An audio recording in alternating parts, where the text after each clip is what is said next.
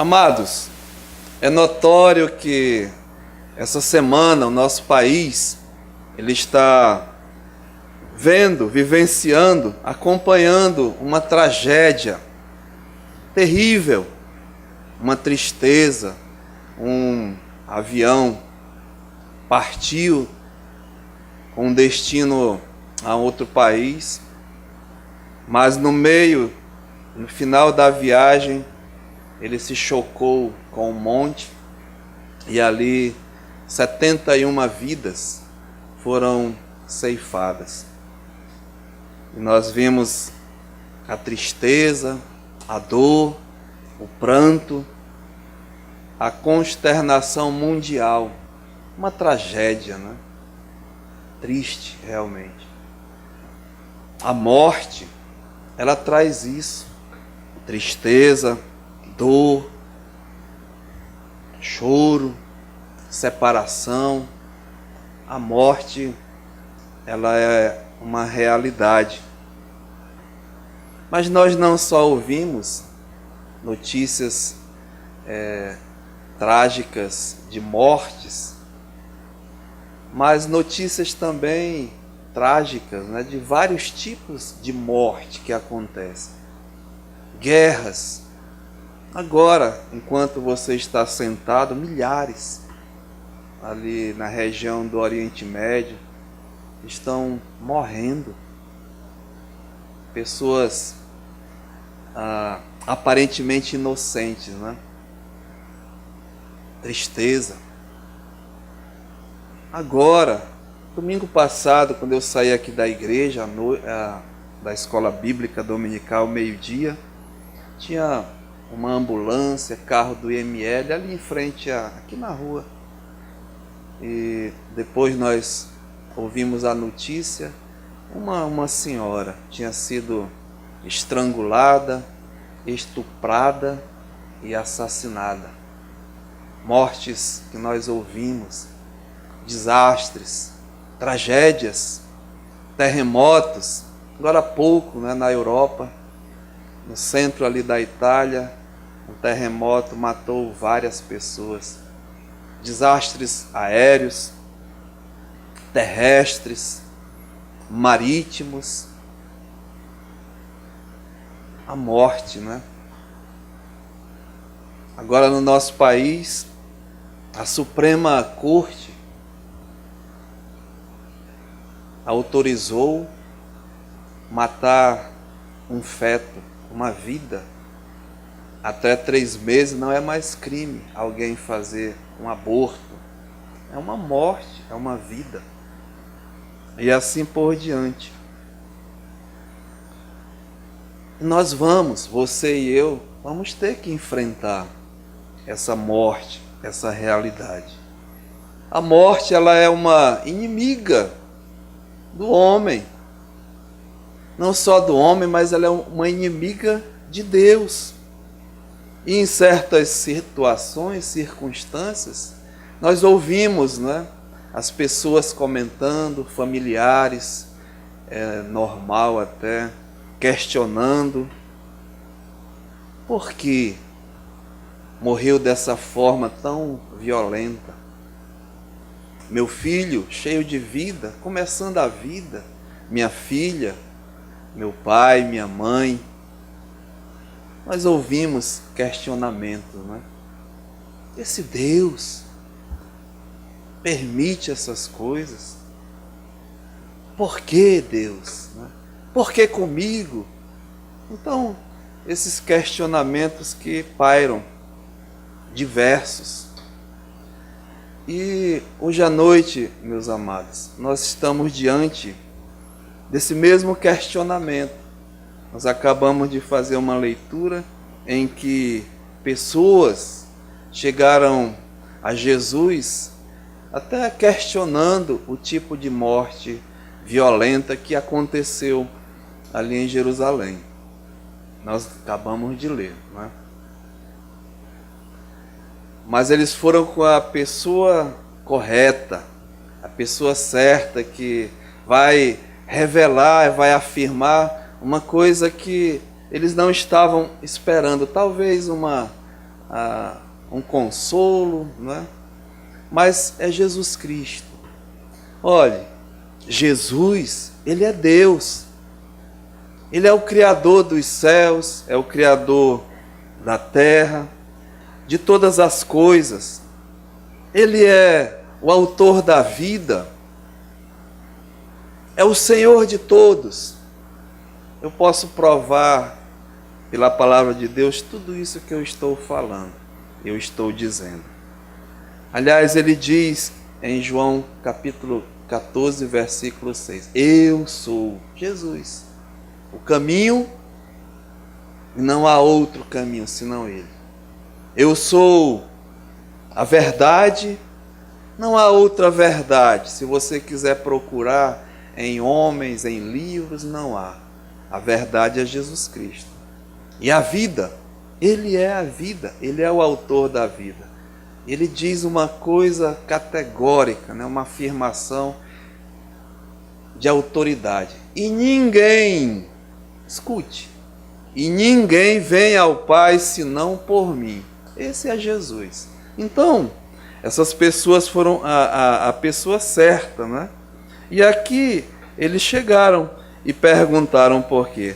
Haviam pessoas que foram mortas, verso 1, galileus, que eles estavam fazendo sacrifício, provavelmente no templo, eram judeus. Judeus foi ensinado a sacrificar, né? E para levar o sacrifício tinha que ser com sangue.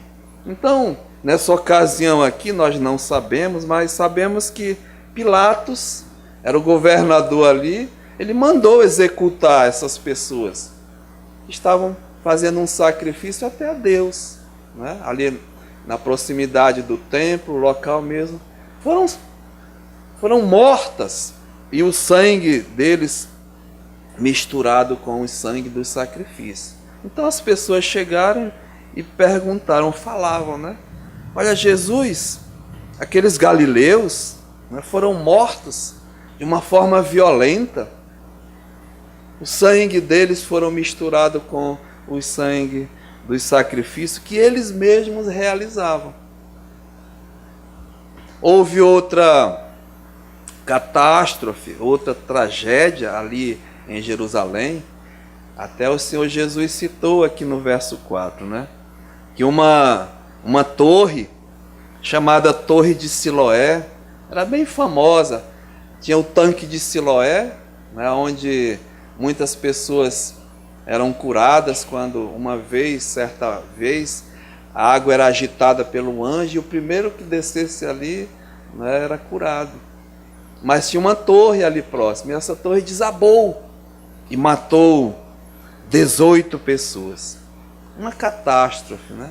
E essas pessoas vieram perguntar a Jesus, como é que é isso? Como é que acontece isso?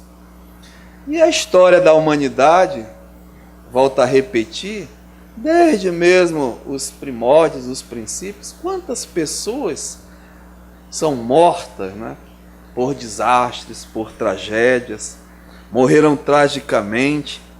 Olha, na Segunda Guerra Mundial, os novos aqui, 8 milhões de judeus foram brutalmente assassinados. Está lá, quem vai lá na Polônia, naquela área, está os campos de concentração. 8 milhões brutalmente assassinados. Povo de Deus, né? Interessante. Guerras, enfim, né?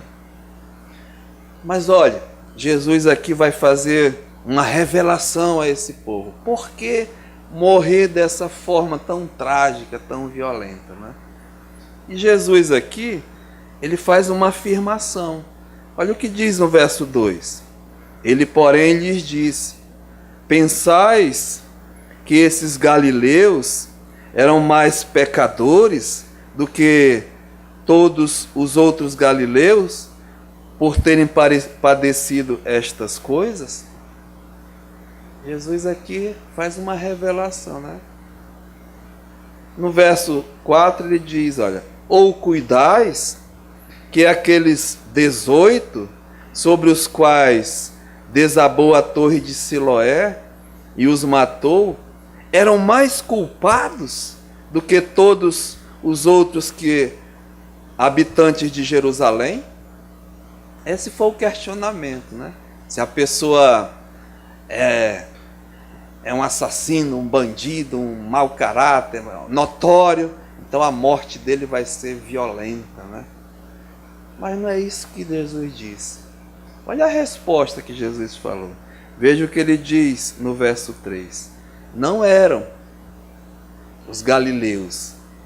Eu vou-lo afirmo. Porém, se não vos arrependerdes, todos igualmente perecereis.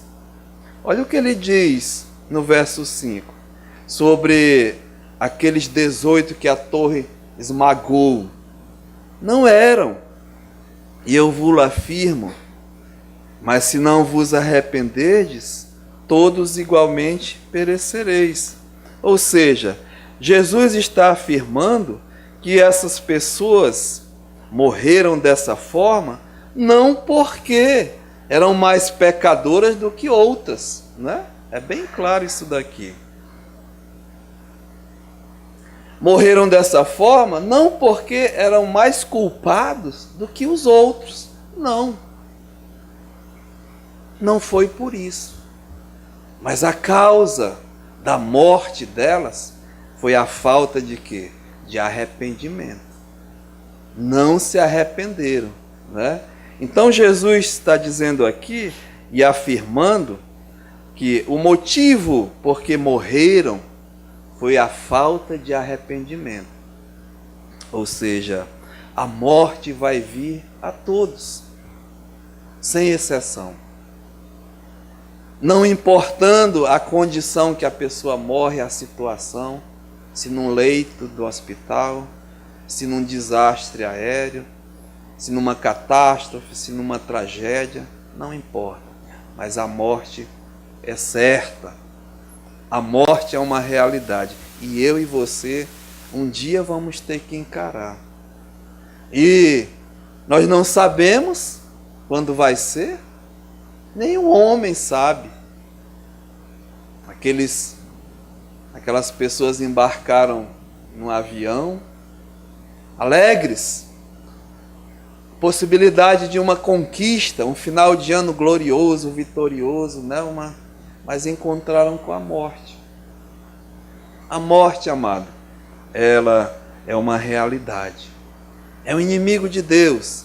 E a Bíblia diz a causa da morte. Por que a morte? A morte, a Bíblia diz em Romanos 6:23, é o salário do pecado. Nós vamos morrer porque nós somos pecadores. A Bíblia diz que o ato de desobediência dos nossos pais, Adão e Eva, ali no jardim do Éden, causou a morte, porque eles desobedeceram a Deus, rejeitaram a palavra de Deus, se rebelaram contra Deus. E a Bíblia diz que nesse momento a morte passou a existir. Porque Deus disse, no dia em que comeres da árvore do conhecimento do bem e do mal, certamente morreria. E é o que aconteceu. E em consequência disso, Romanos capítulo 5, verso 12 diz, assim como por um só homem, Adão, entrou o pecado no mundo, e pelo pecado a morte, assim também a morte passou a todos os homens, porque todos pecaram. Nós somos filhos de Adão, descendentes de Adão, já nascemos contaminados com o pecado. Então, a morte é uma realidade. Mas eu fiz questão de pedir para ler aquela passagem, né, sobre um fato. Ali não é uma parábola, não. É Jesus falando de duas pessoas que enfrentaram a realidade da morte, né? E a morte levou e leva o homem à eternidade. Muitos sábios, entendidos, até dizem que, olha, depois que morre, enterra, acabou tudo ali. Amado, você não é um animal, nem um bicho, não. Animal e bicho é que não tem alma. Mas você tem uma alma, tem um espírito. E esse espírito, a Bíblia diz, né? Deus dá, e quando passamos dessa morte,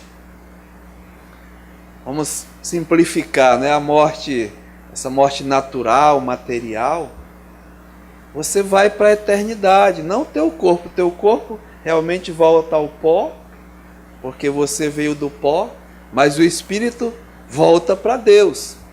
Agora, tem uma diferença muito grande, né? Volta para Deus e só tem dois locais nessa eternidade. A eternidade com Deus, que é o paraíso, o seio de Abraão, aonde Jesus mostrou que aqueles que morreram, né, crendo, confiando em Deus, foram para o seio de Abraão. E nós vimos que o Lázaro, aquele mendigo, né, estava lá. E o rico, que a Bíblia não dá nome, porque os mortos, os seus nomes, não estão escritos no livro da vida. Então morreu, a Bíblia diz que foi para outro local, não é? Foi para o inferno. E muita gente não acredita no inferno. Eu já ouvi sábios, pessoas inteligentes. Espera aí, pastor, o inferno é essa terra aqui. O inferno é aqui mesmo. Você está totalmente enganado, não é? Me desculpa, mas eu citei que Jesus é a verdade. Sabe, o inferno existe sim. Porque foi Jesus que criou o inferno, com um propósito. O inferno foi criado para o diabo e os seus anjos. Não foi para o homem. Mas nós vimos um homem lá no inferno, um rico, né? Ele estava em tormentos, clamando a Deus. E lá no inferno,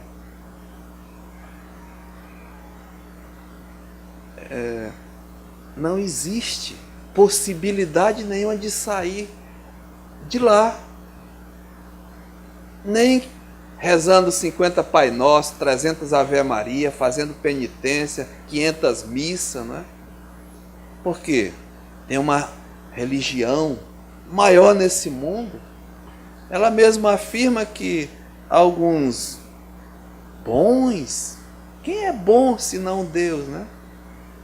Alguns mais ou menos, quando morrem, tem um local, os assassinos e tal, esses vão para o inferno.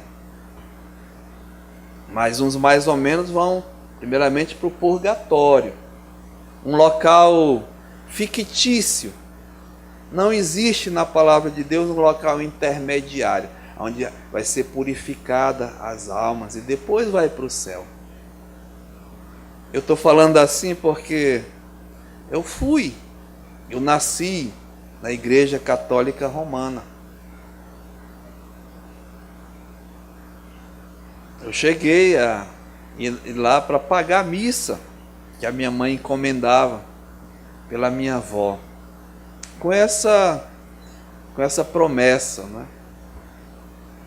Mas Jesus, ele afirma, ou vai para o céu, para o seio de Abraão, para o paraíso, ou para o inferno. E não tem escapatória lá, não. O rico, né, clamou a Abraão, o pai da fé, pai Abraão, né?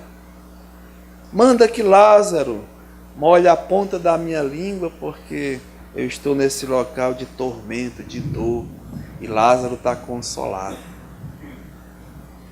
Aí Abraão disse, olha, não adianta, porque ninguém pode passar daqui para lá, nem de lá para cá.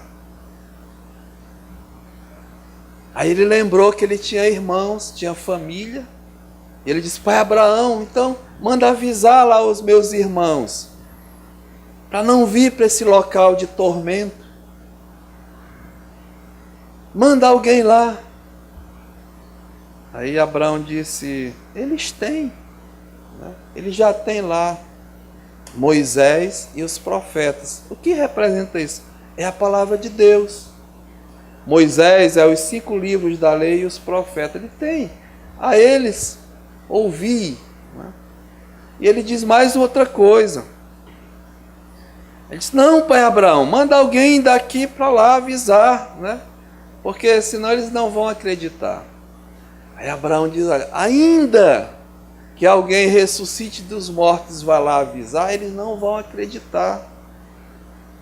Não, amados, não acredita nessas coisas de espiritismo que fazem aí, que alguém que morreu, que voltou para dizer como é que era. Não existe isso, né? Isso é coisa do diabo. Aliás, a Bíblia diz que ao homem está ordenado morrer uma única vez. Depois disso segue-se o juízo. Então, quando Jesus fala que todos pereceram porque não se arrependeram, Jesus não está falando da morte natural, mas está falando e revelando uma segunda morte. Nós chamamos a morte eterna, a morte espiritual, a morte sem Deus. E a Bíblia relata, né? Então, Jesus está revelando, né? Ele diz, olha, não foi por isso, né, que eles morreram, porque eram mais ou menos pecadores, mas porque não se arrependeram, não creram, não receberam a palavra de Deus, não acreditaram, então pereceram. E hoje à noite, igualmente, eu queria mesmo enfatizar, Jesus está dizendo, se, né, vocês que estão vivos aqui me ouvindo, narrando esses acontecimentos, não é que ele diz? Verso 3, olha, eu vos afirmo, se porém não vos arrependerdes, vocês que estão me ouvindo, né, se vocês não se arrependerem, todos igualmente perecereis. Ele não estava dizendo aqui que ia morrer esmagado, assassinado, não. Ele está falando de uma morte futura, né? A morte eterna, a segunda morte. Olha o que ele diz aqui no verso 5. Não eram, falando daqueles que tinham sido tragicamente esmagados pela torre de Siloé, né? Não eram mais culpados do que os outros. Mas olha o verso 5. Eu vos afirmo. Jesus faz essa afirmação. Para vocês que estão me ouvindo, né? Se não vos arrependerdes, todos igualmente perecereis. Então, amado, hoje à noite eu queria mesmo chamar a sua atenção para essa revelação de Jesus Cristo. Essa afirmação de Jesus Cristo. E qual é a solução para não perecer, para não morrer eternamente? Eu não estou falando dessa morte que eu e você vamos ter que enfrentar, mas a segunda morte, a separação eterna de Deus, é o que importa para ti e para mim hoje à noite, né? Aqui, vamos dizer a solução. É o arrependimento. Arrependei-vos. Mas de quê? Né? Você pode perguntar. Jesus está falando de quê? Arrependimento de pecado, meu amado. Porque eu te afirmo hoje à noite também. Agora é Jesus falando para ti. Se você e eu não nos arrependermos, nós igualmente morreremos, pereceremos como os demais, que não se arrependeram. Eu não estou aqui identificando, né, pessoas, mas Jesus está dizendo, se não se arrepender, muitos morreram sem arrependimento. Eu não sei quem é, mas eu sei de mim hoje à noite, e da responsabilidade que eu tenho agora diante de Deus, né, de ouvir essa palavra. Mas como é isso? Como é esse arrependimento?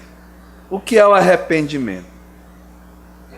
Arrepender-se, chegar ao arrependimento, é uma mudança. É uma mudança de atitude, é uma mudança de comportamento, é uma mudança de opinião, é uma mudança mesmo de caminho.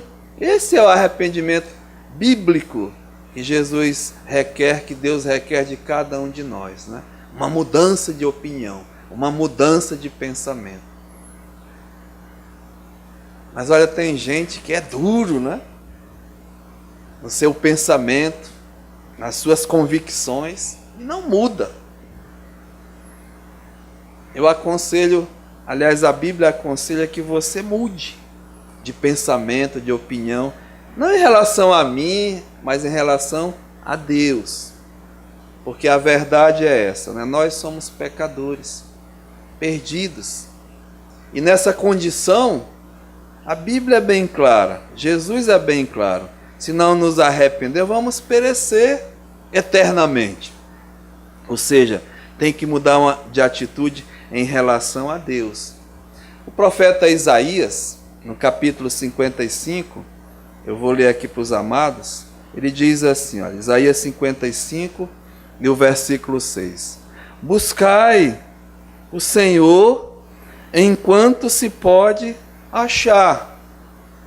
Aquele povo ali, eles estavam com o Senhor, né? Buscaram ao Senhor e acharam. E hoje à noite você está aqui. Por alguma razão, Jesus, Deus, te trouxe aqui. E Ele está aqui. Eu vos afirmo, porque a palavra dele, ele diz, aonde 2 ou 3, e aqui tem mais de 2 ou 3 pessoas, né? Reunidos, estiverem reunidos em meu nome, ali eu estarei. E a sua palavra está aqui conosco. Ele diz, buscai o Senhor enquanto se pode achar. Porque haverá um tempo em que muitos gostariam de buscar a Deus, de procurar ao Senhor, e não vão achar. Ele diz, olha, invocai-o enquanto está perto. Ele está hoje aqui, nessa noite. E veja o verso 7. Deixe o perverso o seu caminho. Então, aqui Deus está mostrando como é o arrependimento. Deixe o perverso o seu caminho e o iníquo os seus pensamentos. Não é para ofender ninguém. Nós somos, diante de Deus, perversos, iníquos. E os nossos caminhos, a Bíblia diz que ao homem, né, os caminhos parecem direito, mas no final são caminhos de morte. Os ímpios, os iníquos, os nossos pensamentos, são pensamentos fúteis, não são pensamentos de Deus. Por isso ele diz aqui no verso 8, olha, porque os meus pensamentos, ou seja, os pensamentos de Deus, não são os vossos pensamentos, nem os vossos caminhos, os meus caminhos, veja, diz o Senhor. Não é? Então, eu tenho que mudar de pensamento, eu tenho que mudar de opinião a respeito das minhas convicções, para aquilo que Deus diz. Eu tenho que mudar de caminho. Eu tenho que mudar de direção. E aqui diz, olha, o verso 7. Deixar. Né? Abandona os teus pensamentos, a tua opinião. Deixa o teu caminho. Muda de direção. É isso que diz. Deixa o perverso o seu caminho, o iníquo os seus pensamentos, e converta-se ao Senhor, ou seja, tem uma verdadeira conversão, é uma mudança de direção, uma mudança de pensamento, converter, né? Duas palavras aqui, verter é mudar, e é com Deus, porque você sozinho não vai fazer, Porque a Bíblia diz que nós estamos presos, arraigados, aprisionados pelo pecado. E sozinho você não vai conseguir. Então, a verdadeira conversão é com o Senhor. É uma obra de Deus. Diz: converta-se ao Senhor, que se compadecerá dessa pessoa. E volte-se, tá vendo? Para o nosso Deus, porque Ele é rico em perdoar. Então, amados, a morte, não é, ela é uma realidade. A morte leva o homem para a eternidade. E esse local com Deus ou sem Deus. E Jesus aqui faz uma afirmação: todos vamos passar pela morte. E se não nos arrependermos, vamos perecer. E hoje, eu diria assim, é o tempo da oportunidade. A Bíblia diz: se hoje ouvirdes a sua voz, não endureçais os vossos corações. Hoje é o tempo mesmo da longanimidade de Deus. A Bíblia diz que Deus é um Deus longânimo, paciente, não tem prazer na morte do ímpio, na morte do iníquo de forma nenhuma. Deus diz que Ele tem prazer numa alma, num pecador que chega aos seus pés arrependido. Deus é longânimo, não quer que nenhum homem pereça, escute, mas que cada um chegue ao arrependimento. É a bondade, é a misericórdia, é o amor de Deus. E Ele demonstrou isso por ti e por mim, que não deixou e não deixa, né, a brecha para a morte e ninguém perecer, porque Jesus Cristo veio a esse mundo. E Ele veio por ti e por mim. Foi ao Calvário e ali pegou o teu pecado, o meu, a nossa iniquidade, a nossa perversidade, e Deus colocou sobre Ele, e Ele pagou o preço, morrendo, o justo por nós, os injustos, para nos levar mesmo a Deus. Que bondade, que misericórdia, que longanimidade. E olha que eu vou ler para você aqui, né? Romanos capítulo 1. Romanos capítulo 1, e no versículo 6, diz assim, capítulo 2, e no versículo 4. Ou desprezas a riqueza da sua bondade? Você vai desprezar a riqueza da bondade de Deus? A sua tolerância? Deus tem tolerado o pecado, desobediência. Talvez você que ainda não se arrependeu, eu não sei a tua idade, mas esse tempo todo Deus está tolerando o teu pecado contra Ele. A longanimidade de Deus, a bondade de Deus, né? Ignorando que a bondade de Deus é que te conduz, veja, ao arrependimento. Não sou eu, nenhum homem tem poder, né? Mas é Deus. Então, não despreza. Hoje é o tempo da oportunidade. Aproveita o tempo da longanimidade de Deus, da bondade de Deus. E é Ele que te conduz ao arrependimento. Hoje pela manhã tinha outro pastor aqui pregando, e ele falou uma coisa muito interessante e certa mesmo. A maior bênção da vida de um homem, de uma mulher, talvez você ache que é, como ele falou, né? Ganhar na loteria, ou conquistar a sua profissão, ou a bonança, a tua independência financeira. Sabe, Jesus disse: o que adianta o homem ganhar o mundo inteiro e perder a sua alma? E o pastor disse: a maior bênção que uma pessoa pode receber de Deus, de Jesus Cristo, é o arrependimento. É a pessoa mesmo se arrepender. Então, meu amado, eu não quero mais abusar da sua paciência. Mas hoje à noite, né, eu acredito que algumas respostas Deus te respondeu. A morte, ela é uma realidade. A morte vai nos levar à eternidade. Uma eternidade com Deus ou uma eternidade sem Deus. Não esqueça, não é? Da bondade, da longanimidade de Deus, que Ele quer que cada um homem chegue ao arrependimento, à vida eterna em Cristo Jesus. E é de graça. Você ouviu aqui que você não tem que pagar nada. E não aceite alguém que está vendendo a salvação, porque há comerciantes do Evangelho em todo o mundo, mercadejando, comercializando a salvação.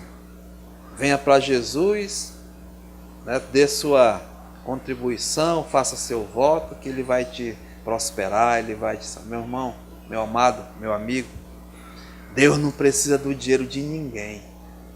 Ele é o autor, Ele é o dono da prata e o dono do ouro. E a salvação já foi paga. E custou um alto preço. O preço mesmo da vida de Jesus. O seu sangue derramado. Já está pago. E Ele oferece o presente. A Bíblia diz que é pela graça sois salvos, mediante a fé. Isso não vem de vós, nem de ti, nem de mim. É um dom, é um presente de Deus. É Deus que dá o presente, a convicção de você acreditar nessa verdade. E serás salvo. Que maravilha, né? Passou da morte para a vida. Então eu termino dizendo, há 21 anos atrás, eu tinha medo da morte, sinceramente. Porque era um desconhecido para mim. Mas há 21 anos atrás eu recebi esse presente da salvação. A bondade, a misericórdia de Deus. E me arrependi. Deixei o Herbert velho para lá, os meus pensamentos, as minhas convicções, o meu caminho. E me converti ao Senhor, porque Ele me deu a fé. Eu não fiz isso pelo meu poder, mas pelo poder de Jesus Cristo. Eu entreguei a minha vida a Ele. E hoje eu posso lhe dizer, eu não tenho um pingo de medo da morte. Sabe, a morte para mim é o passaporte, é o carro que vai me levar para a eternidade com Deus. De coração eu estou falando isso. Não tenho nenhum pingo de medo. Mas eu sei que tem gente que morre de medo da morte, né? Se você não se arrependeu, tem que morrer de medo mesmo. Morrer de medo, olha.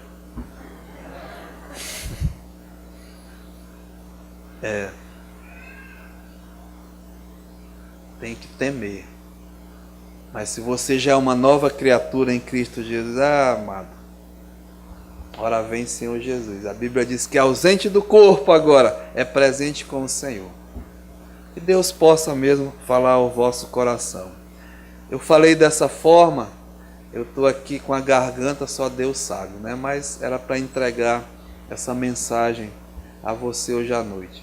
Nós vamos orar, baixe suas cabeças e pedir a esse Deus tão misericordioso, tão bondoso, que tem compaixão sim, que hoje mesmo você possa tirar da tua mente aquilo que você é, aquilo que você quer, aquilo que é teu, mas diga assim: Senhor, eu quero me despir das minhas convicções, tirar mesmo os meus pensamentos, os meus caminhos e reconhecer que isso não garante nada, mas aquele que garante a vida eterna, a salvação, é o Senhor.